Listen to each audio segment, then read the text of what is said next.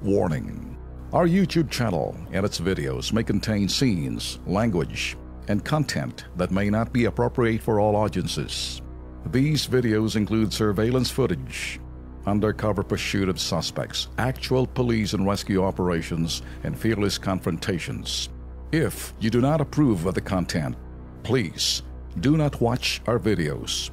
If you wish to continue, we strongly advise that you proceed with caution. Viewers' discretion is advised.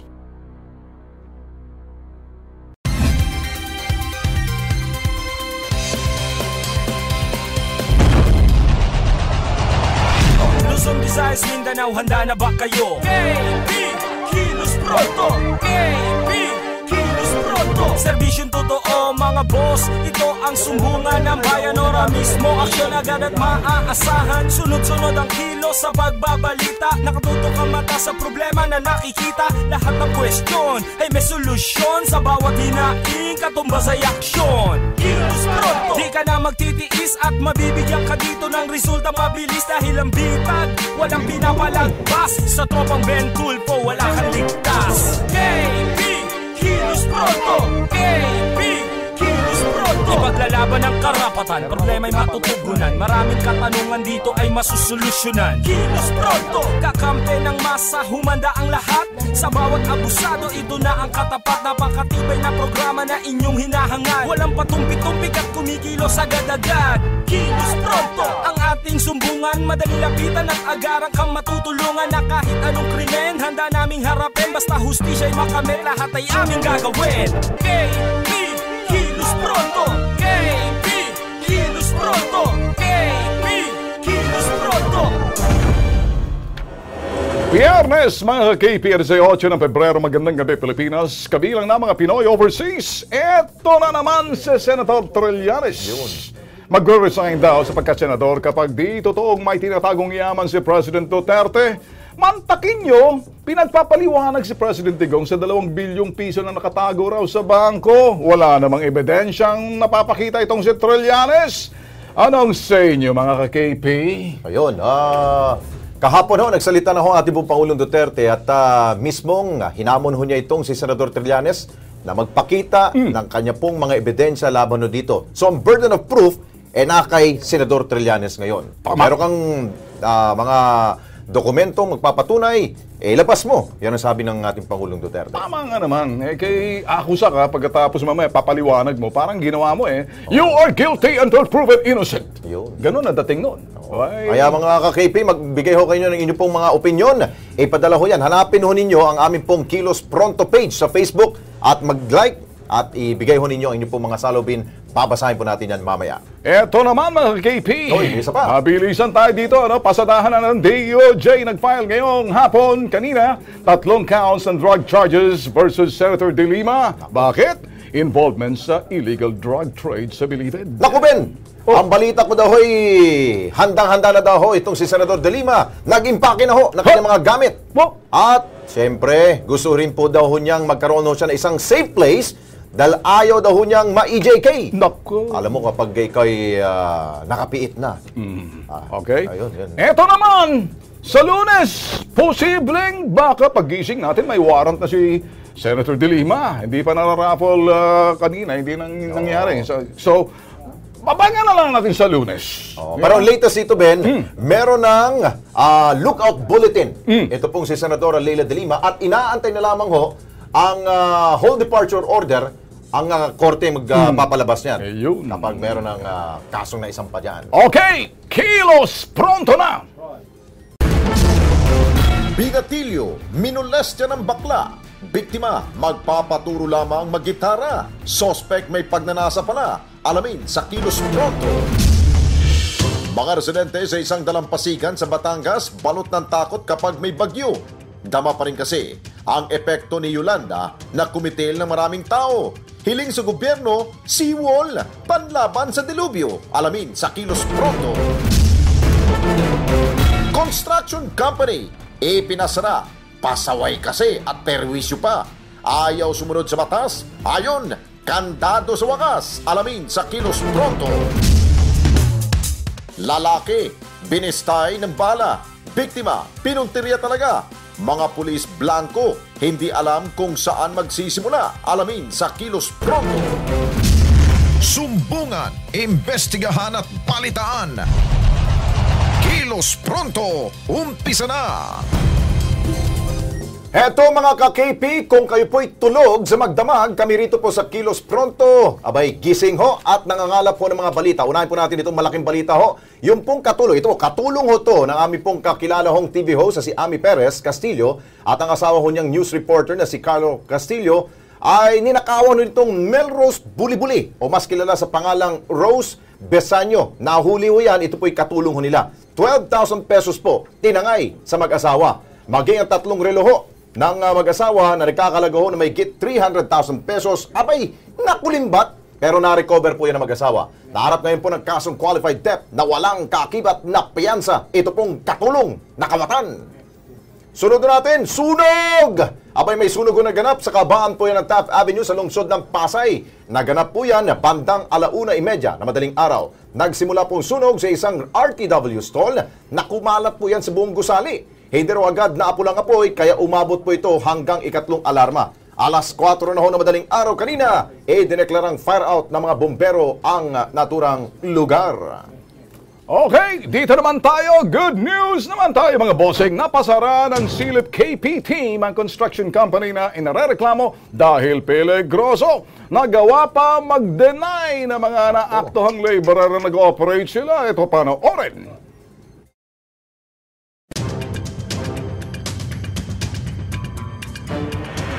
Miyerkules, 15 ng Pebrero, nasilip ng Kilos Pronto ang reklamo ng mga residente ng Brixton Hills sa Barangay Santol, Quezon City.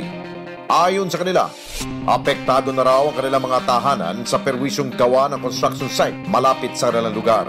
Ang inirereklamo, Conlac Construction and Development Corporation. Naglalaglagan daw kasi ang buong bato, mga buhangin at mga bakal sa kanilang bubong. Ano ba ho yung perwisyong binibigay ho sa inyo itong construction nito? Binasag po nila yung property line namin. Okay. So, talagang kumakalabog po yung bahay, nalalaglag yung mga gamit po namin. Tapos po, wala po silang safety net nung mga time na yon. Okay. Wala rin daw safety net sa buong paligid na naturang establishmento. Kilos Prontong inilapit ang problemang ito sa City Legal and Engineering's Office ng Quezon City. Bakit napakalakas ho nitong Conlac nito ho? Well, kasi ganito po yan. Kung may cease and desist order na po yan, ongoing na po yung administrative hearing niya with our building official. Pagka tuloy-tuloy pa rin yung kanyang pagkagawa, there is a continuing violation against the CDO of the issued by the building official, no? Yes. Pwede ho ba natin, Sir Aldrin, implement na lang yan? Total, anyway, meron pa naman, buhay pa naman, it's still standing yung cease and desist. Baka pwede ho namin bukas ma-cover na rin sa Kilos Pronto para patigilin na talaga. Opo. Dito nabunyag na ang naturang construction site walang kaukulang permit at meron ng cease and desist order noong pang November 2016. Kaya naman, agarang ipinasara ang naturang construction site. Pagdating sa lugar, may ilang nagmamatigas pa sa operatiba. Forman.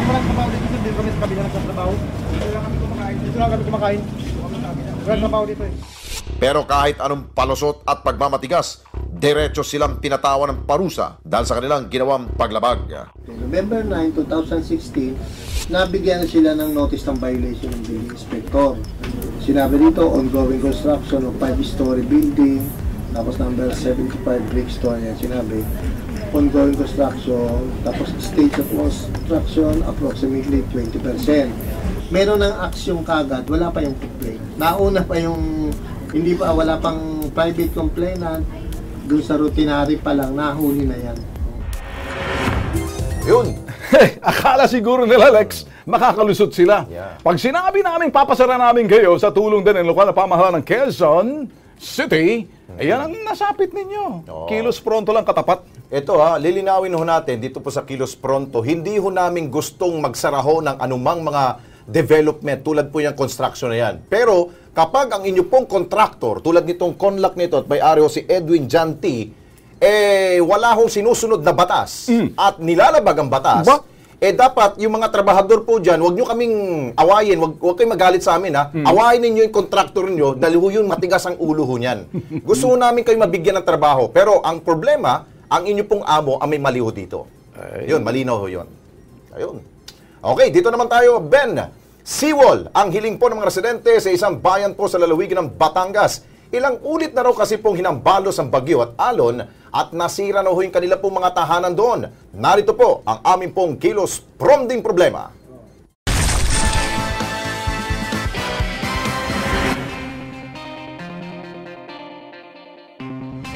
Mga guhit ng bitak sa iba't ibang parte ng bahay at halos magiba na rin ang munting tahanan na ito ng pamilya ni Felicissima dating Ginoo, 48 anyos, at residente ng barangay Calamias sa bayan ng Mabini sa lalawigan ng Batangas. Naabutan ng Kilos Pronto team si Felicissima na nakatingin sa karagatang halos ilang hakbang lamang ang layo mula sa kanilang bahay. Kwento niya, ang mga pinsala sa kanilang tahanan ay dulot pa noong nanalantang bagyong Yolanda noong nakaraang 2013. Dahil po nung bagyong Yolanda, lumaki po ang alon, tapos na hampas po yan ang alon. Saka meron din pong ng mga nagibang bahay noon. Halos lamunin daw ng dagat ang mga bahay dito sa Calamias noong kasagsagan ng bagyo. At sa tuwing may uulat na may bagyong paparating, bumabalik ang takot at pangamba para sa kanilang buhay. Sa pagbusisi ng Kilos Pronto, ang kawalan ng tinatawag na seawall o konkretong harang sa nangangalit na karagatan ang sanhi ng problema nila.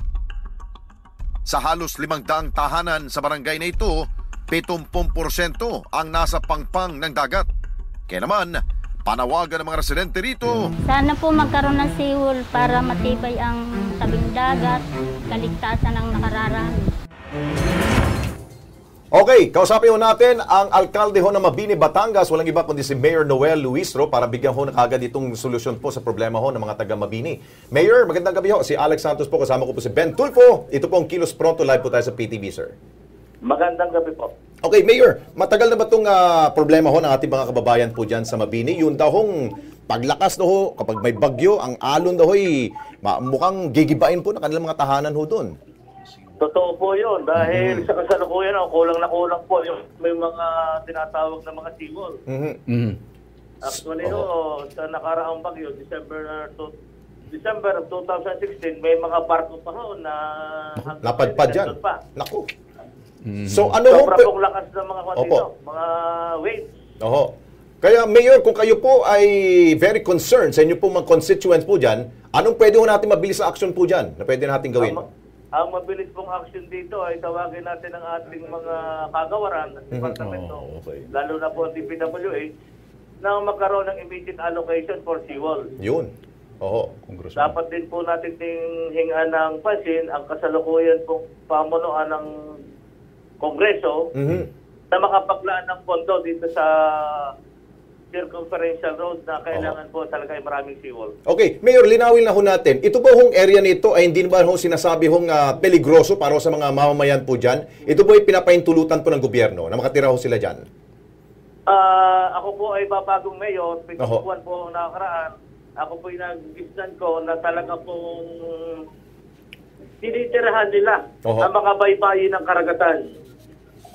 Sa akin ho pagkakaalam, ay ito po ay halos 50 taon na na sila dito tumitira.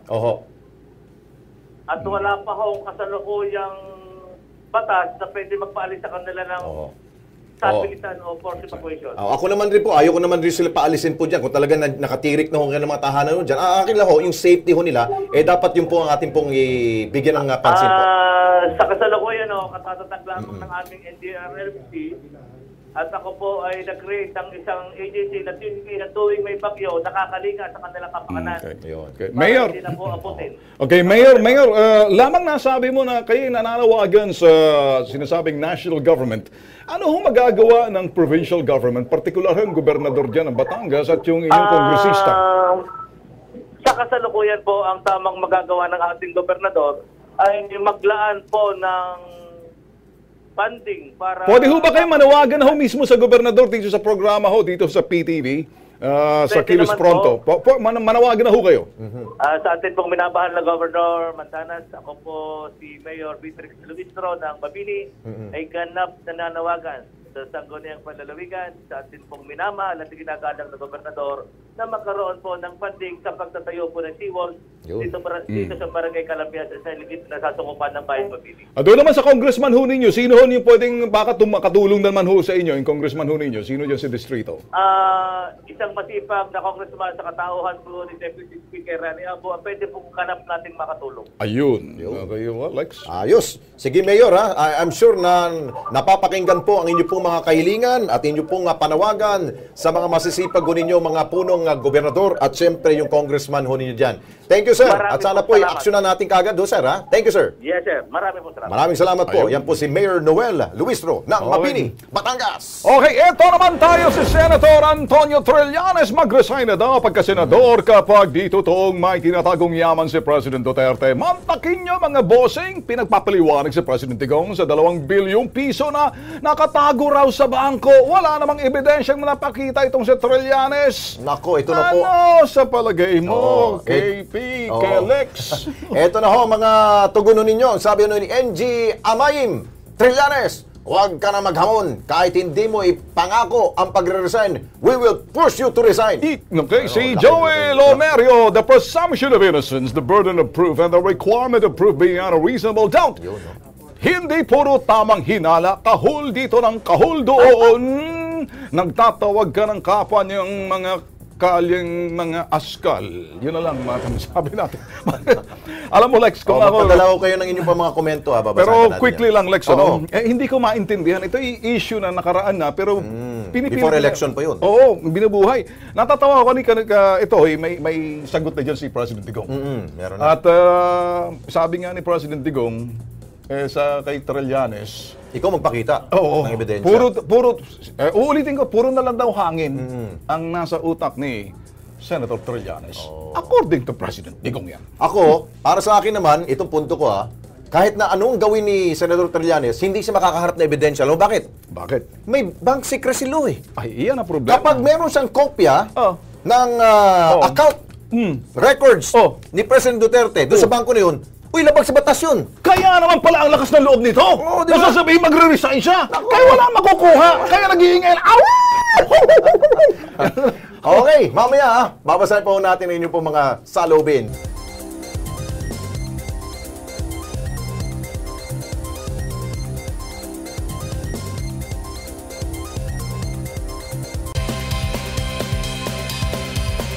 Babalik po ang Kilos Pronto. Dito tayo sa ating pong crime desk.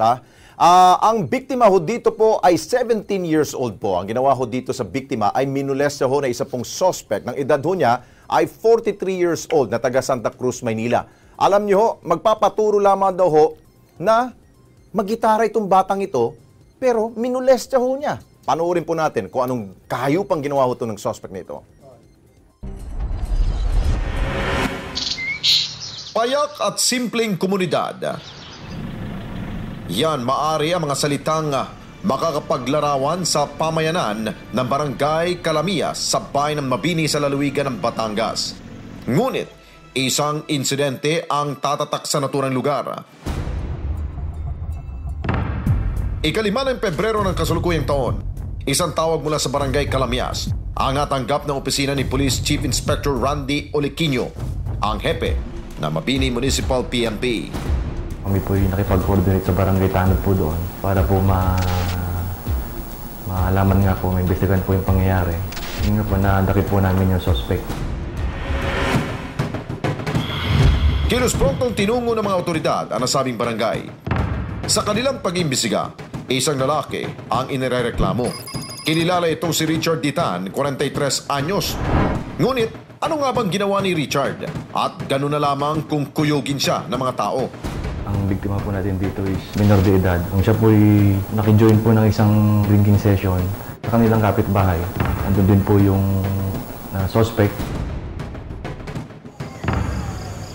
Gabi na ika-4 ng Pebrero, pumunta raw ang 17 anyos na itatago namin sa pangalang Joe M. sa bahay na tinutuluyan ni Richard. Ngunit, nagiinuman raw ang mga ito. At dahil sa lasing ng suspect, Dito na raw hinatak si Joem patungo sa isang kwarto at isinagawa ang pangmomolestya. Bigla po siyang hinatak ng suspect sa kalapit po na bahay na kanyang tinutuluyan. Siya po pinilit na pinasok doon. Pinatay po yung ilaw. So sa takot po nung biktima, isinindi po yung ilaw. Yun pong suspect po, bigla po siyang tinanggalan ng short. Bigla pong i-buo po nung suspect. Pinunta ng Kilos Pronto Crime Desk ang tahanan ng pamilya ni Joem. Ngunit dahil sa masela ng kanyang kaso at menor de edad ang biktima, inili nilang wag nang humarap sa aming kamera. Samantala, eksklusibong nakapanayam naman ng aming team ang suspect na si Richard. Dito, marin niyang itinanggi ang mga akusasyon sa kanya. That time, wala akong matanda na sinasabi nila na hinatak ko raw siya, papasok sa kwarto at sinarado kong pinto. Sabi ko, kung may nangyari man ako, sabi ko, kagustuhan din ng ba ano. Kasi yun nga, pagising ko nga ng umaga, nagising nga lang ako, na pinag-ugulpin na ako, yung minolestya ko nga daw. Subalit anumang paliwanag ni Richard, sa kulungan pa rin ang bagsak niya. Desididong pamilya na ituloy ang reklamo laban sa kanya. Kasong act of lasciviousness in relation to Republic Act No. 7610 ang kakaharapin niyang kaso. Okay mga ka-KP, paliwanag ho namin sa inyo anong Kilos Pronto Night Brigade. Ito ho yung mga tropa ho na kalat ho sila sa lansangan des oras ng gabi. Sabi nga kanina ni Alex, habang natutulog kayo, sila naman naglilibot. May mga sa presinto, may sa lansangan. Kaya anumang insidente ho, eksena sa gabi, on the spot na maaktuhan namin, kukunan ho namin, masisilip ho namin, lahat ho yan, gagawin ho namin the next day dito ho. Papanawagan ho natin. At ito ho yung story ho ng sa Payatas. Napasadahan to ata. May video tayo nito. Pasadahan natin.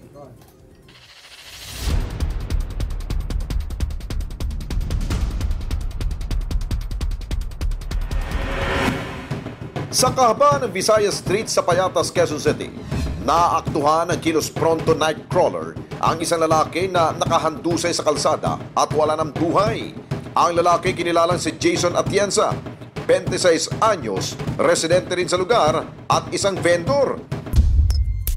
Nangyaring insidente dakong alas 2:30 na madaling araw, ika-15 ng Pebrero taong kasulukuyan.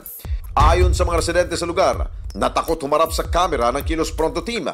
Nakatayo lamang daw sa labas ng kanilang tahanan si Atienza nang bigla na lamang siyang paputukan ng baril. Ang mga suspect daw ay lula ng isang puting kotse.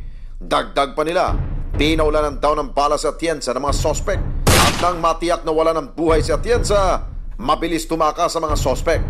Ang masaklap, wala man lamang nakakilala sa mga salarin. Sa crime scene na recover ng otoridad ang 21 basyo ng bala. Sa ngayon, blanco pa rin ang mga otoridad kung ano ang tunay na motibo sa pagpaslang kay Atienza. Patuloy pa rin ang isinasagawang investigasyon ng PNP sa naganap na krimen. Okay, dito naman ho tayo medyo light, ano? Ito ho yung mga sinasabing kwento ho, ng mga totoo. Hindi ho sila, kung tawagin. Ano nangyari? Nag-block tayo.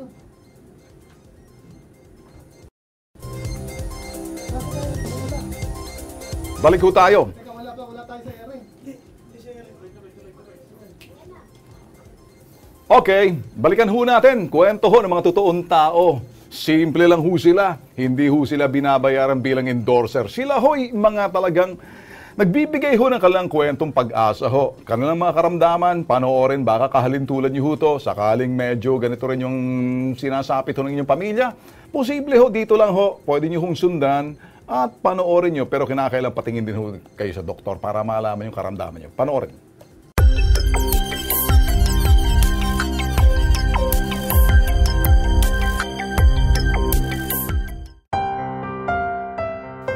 Nagsimula yung aking diabetes noong 2004 na ma-diagnose ako sa Butuan Doctors Hospital.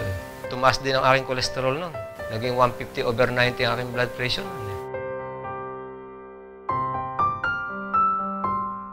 Nung ipapadala ako sa Qatar noong 2009, nagpa-ultrasound ako dyan sa St. Patrick sa Mandaluyong.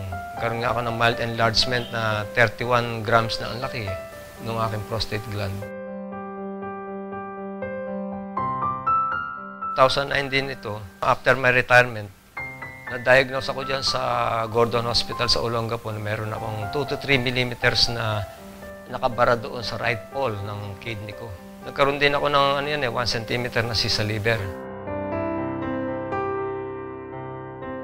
Yung cortical cyst sa kidney, cortical cyst sa kidney na 0.5 centimeter. Late na ng 2009 din yan.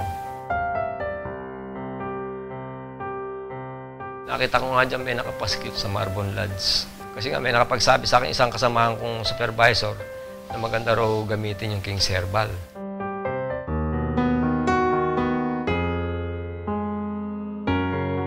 Simula na uminom ako ng King's Herbal, after 2 to 3 months, nagpa-ultrasound uli ako. Doon nakita na yung nakabara sa aking na kidney stone na 2 to 3 millimeters, bumaksak na doon sa pantog. So after 3 months uli, nang i-ultrasound ako, totally na nawala. Pagkatapos yung cortical cyst ko, tsaka yung aking cyst sa liver, nawala rin. Every 3 months ang regular check ko sa aking doktor sa Dinalupihan, kay Dr. Anulacion. Since 2009, hindi na ako pinainom ng prescribed medicine sa diabetes. Ang sugar ko dati, umaabot ng 142. Ngayon, meron ko minsan 79, pero itong latest ko 111. Since 2009 up to present, tuloy-tuloy ang inom ko ng King's Herbal para ma-maintain ko yung good health ko.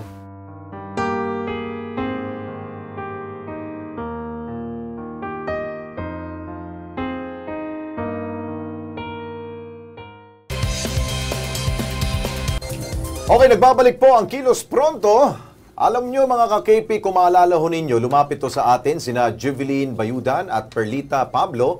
At ipinakita ho natin yung kanila pong kahilingan na mapauwi ho yung ilang pong mga kababayan ho nating OFW na nasa Tabuk, Saudi Arabia. Sila po ay kailangan daw ho makauwi. Ito sila ho, ito ho yung video na nasa Saudi Arabia ho sila.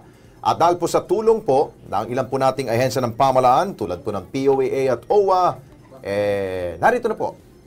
Yun, magic. Nandito na po ang tatlong OFW na hiniling ho nating makauwi na ho sa Pilipinas. Kasapin na natin sina Jomer Bayudan, sina Marvin Gogwa, at Milan Joy Gogwa. Welcome home sa Pilipinas. Salamat sir. Ganda naman ang mga ngiti naman ng ating mga kababayan.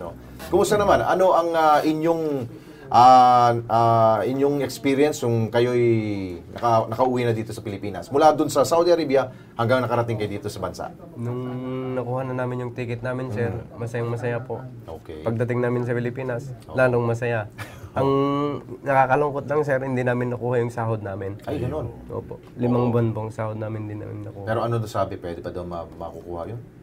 Iwan po. Kasi ang usapan namin sa agency, sir, may pinapirmahan po kami na nakuha na namin yung mga lahat ng benepisyo at saka yung mga sahod namin para makauwi na kami. Kaso wala kaming natanggap, kaya yun ang problema namin kung may habol pa ba kami doon sa sahod namin, sir. Kasi pagdasal natin, makakaya pa natin habulin yan. Oo, sir. Oo. Ay, konting kwento lang. Ano ba nangyari? Bakit kayo ba naghirap kayo doon sa Saudi Arabia? Ano ba? Ito pasalitain mo naman. Wala kang napit ka lang dito sa Ayan, sige. Doon po sa trabaho kasi namin, nalugi po yung kumpanya.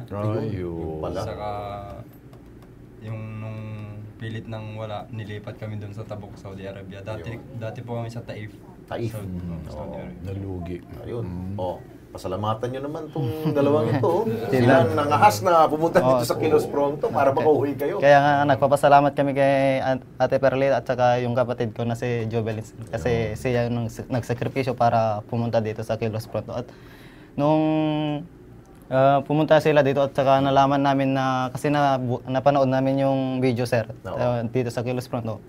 Nung nalaman namin na malaking pag-asa na makakauwi na kami ng Pilipinas, nabuhayan kayo? Nabuhayan kami ng lakas, sir. Hindi naman talaga. Pasalamatan nyo rin mga ahensya ng pamalaan. Sige, lalong-lalo na sa inyo, sir. Maraming salamat sa tulong nyo, nakauwi kami. Sa POA po. Kasi natawagan nila po yung agency namin. Kasi para nakauwi kami. Salamat po. Ayun. Welcome back. At babalik pa ba kayo sa Saudi Arabia? Hindi na, sir. Oo. Hanap muna tayo dito ng trabaho sa Pilipinas. Okay. Sige. Thank you. Welcome. Salamat, Dito sir. naman tayo, ha? Okay, eto naman, mga bossing, si Senator Trillanes magre-resign daw sa pagkasenador kapag di totoong may tinatagong yaman si President Duterte. Mantakin nyo, pinagpapaliwanag si President Digong sa 2 bilyong piso na nakatago raw sa bangko. Wala namang ebidensyang naipakita itong si Trillanes. Anong sa inyo, mga KP? Ito sabi ho ni Esther Orongan, Trillanes ang nag-aakusa, dapat siya rin ang maglabas ng ebidensya. Yung burden of proof na sa Si Sina Singson, hindi nga siya nag-resign nung panahon ng kampanya. Sabi niya, pag mapapatunayan ay mali siya, may milyon si President Duterte sa BPI. Sus Mariosep, wala naman siya napakita. Kaya ang lakas ng loob.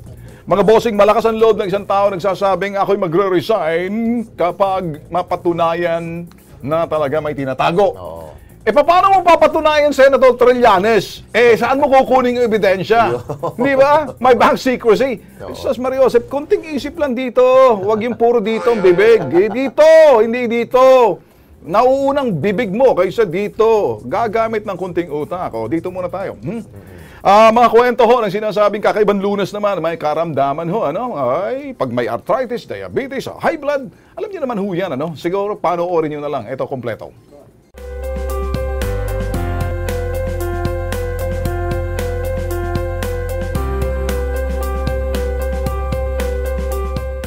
Mayroon akong arthritis, diabetes, at saka high blood pressure. Pag nakaupo ako matagal, pag tumayo ako masakit, hindi ako makatayo agad-agad. Kaya dito ko ang masakit ang tuhod ko.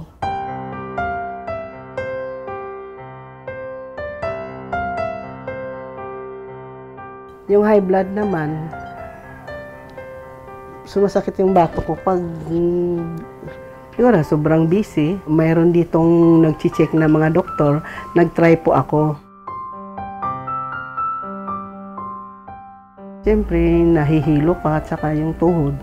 Masakit, hindi ka talaga makatayo. Hindi ka makatayo na parang gagapang ka na lang ba.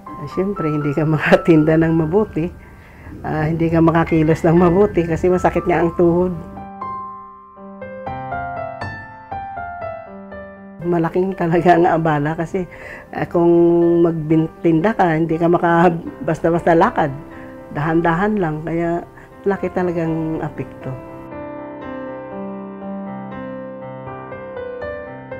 Yung asawa ko, narinig niya ata sa TV. Sabi, try ko kaya bakit maganda ang pinagsasabi ng mga nagpa-evidence, mga maganda daw yun ng King Herbal. So bumili siya.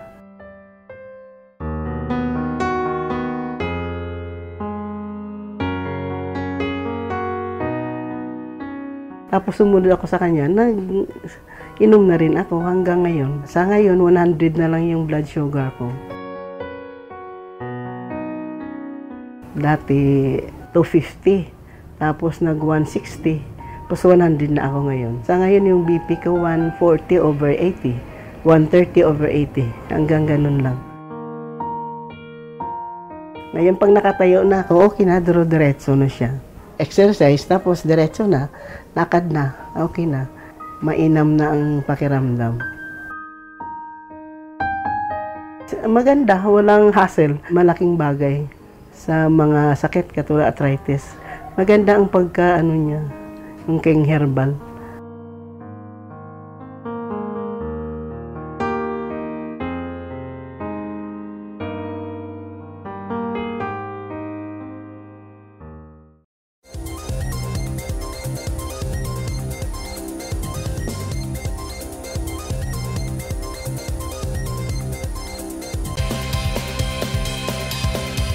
Nagbabalik ang Kilos Pronto, mga bossing. Alam niyo ho dito sa Kilos Pronto, mabilisan ho ang aming aksyon. Pero kinakailangan ko minsan na may halong angas. Ako'y inaamin ko na ako'y may angas, may kuminsan may pagka-topak ang dating na astig na nasa lugar. Si Alex naman disente, maginoo, at sinasabi natin may angas din. Tulad nitong reklamo na to, kung hindi pa ho ginamit na ng angas dito, hindi ho siguro baka matitenga lang. Alam niyo ho to? Istorya ho ng uling, alamin.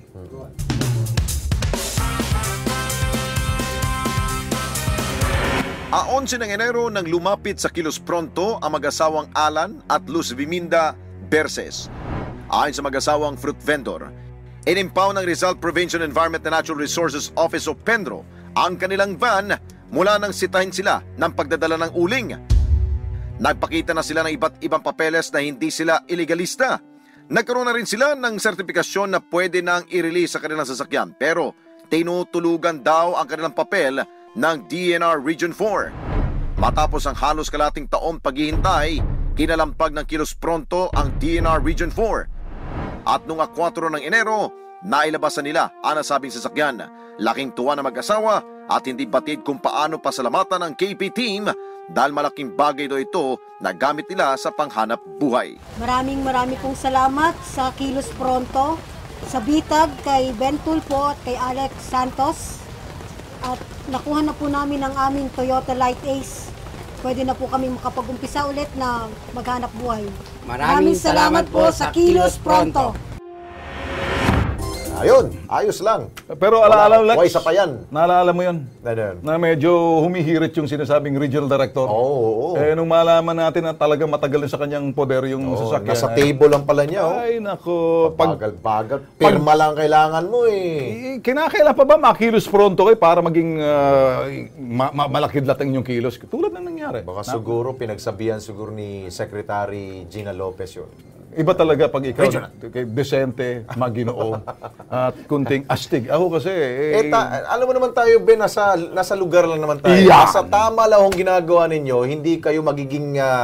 hindi kayo mapapayaho dito sa Kilos Pronto. Pero kung magandang ginagawa ho ninyo, ayos kayo dito sa amin. Okay. Samantala. O dito tayo sa Pugay tayo, no? Direct, no? Pugay ho tayo. Alam mo ninyo, meron hong proyekto dito sa Batasang komplekso natin. Inspirasyon dito, yung National Greening Project ko ng DNR. Medyo ano rin po tayo, makakalikasan tayo ngayon. Ang target to nila, yung rehabilitation po ng mga halaman at puno, dyan po sa buong komplekso. Recycling, yard waste elimination. Para zero waste target na ho ang gusto ho dyan sa Batasang Pambansa. Kaya panoorin ho natin.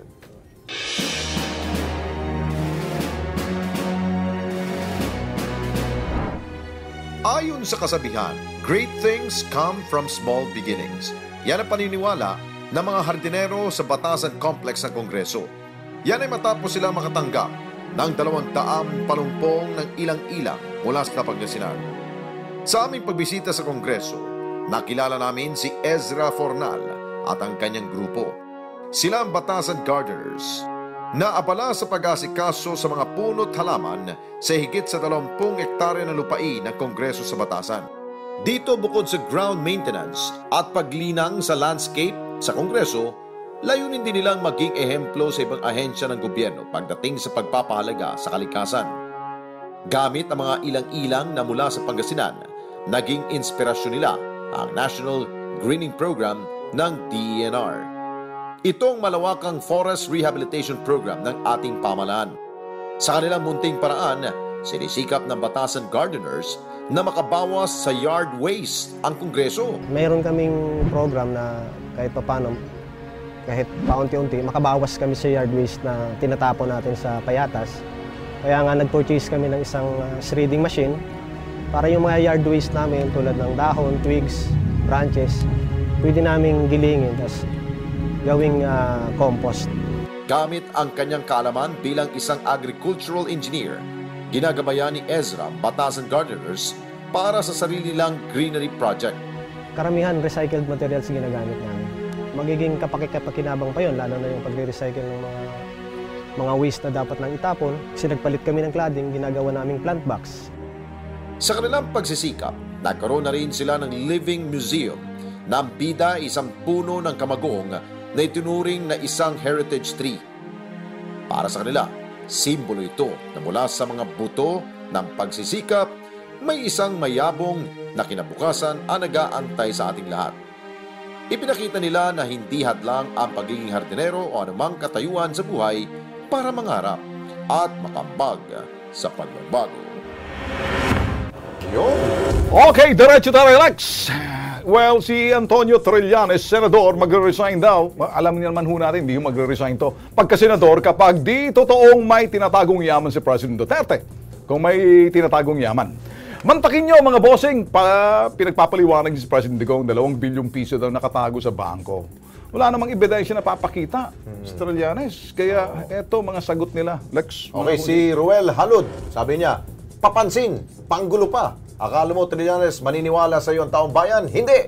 Lalong naiinis sa iyo ang mga tao. Si Jeric Lodonyo, lakas ng loob mag-resign kasi naman patapos ng termino niya, kaya pa pogi para sunod na eleksyon, takbo uli. Kwento mo, Pagong Trillanes. Ito naman si Abdul Wahab Toyongan, sabi niya, boss, sabi ni Sundalong ni Trillanes, reputasyon daw niya ang nakasalalay dito. Ginagawa niya raw ito para mamulat at taong bayan at yung die-hard supporter ni Pangulong Duterte. Sarap tadyakan sa lalamunan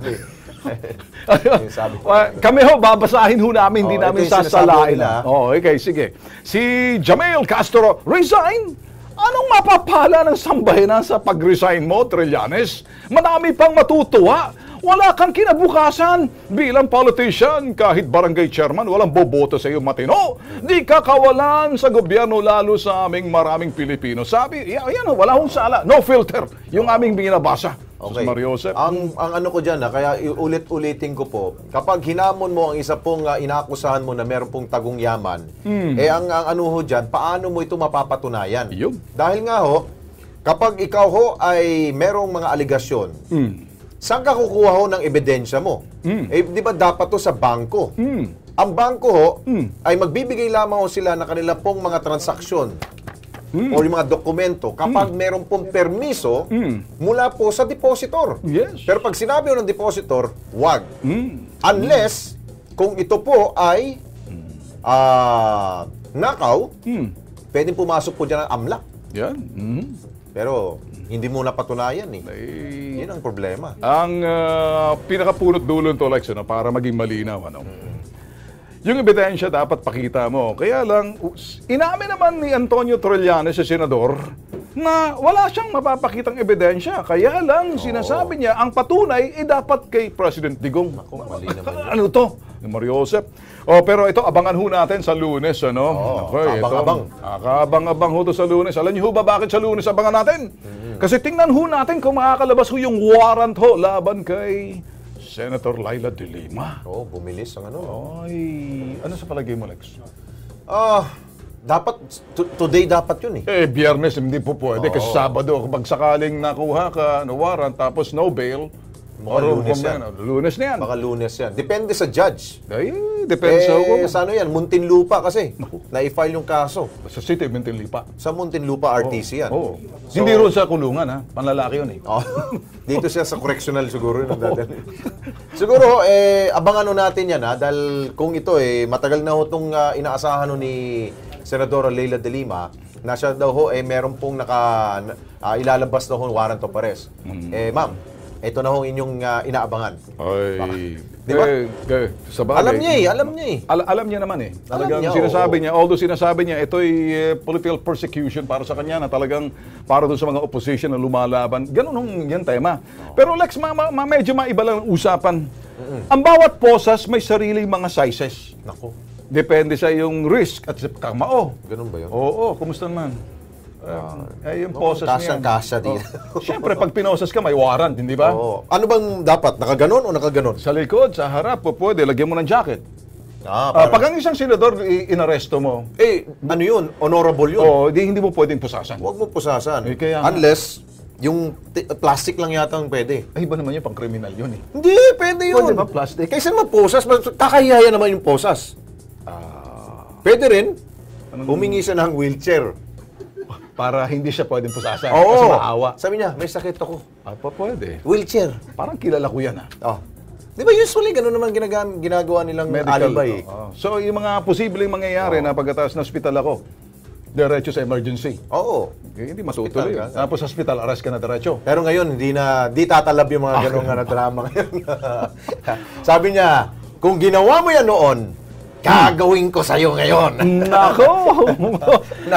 Makakasiguro ho kayo sa Kilos Pronto. Patuloy po kami tututok ho sa mga issue, balita, lahat ho, call to action, mga features. Ito ho ang programang dapat nyong abangan habang sila nagbabalitaan. Kami ho rito, ganun din. Pero may feature ho kami, may call to action, public service, kasama ho yan lahat. Kung kayo po ay inaapi, inaabuso, may kakampi na ho kayo nakahanap dito ho sa Kilos Pronto. Huwag magkatubili yung pumunta ho dito sa aming pong istasyon sa BMUI Digital Studio. Dito po sa Quezon City lamang po yan. Okay. Welcome na welcome po kayo. Higit sa sumbungan, imbestigahan at balitaan, dapat Kilos Pronto!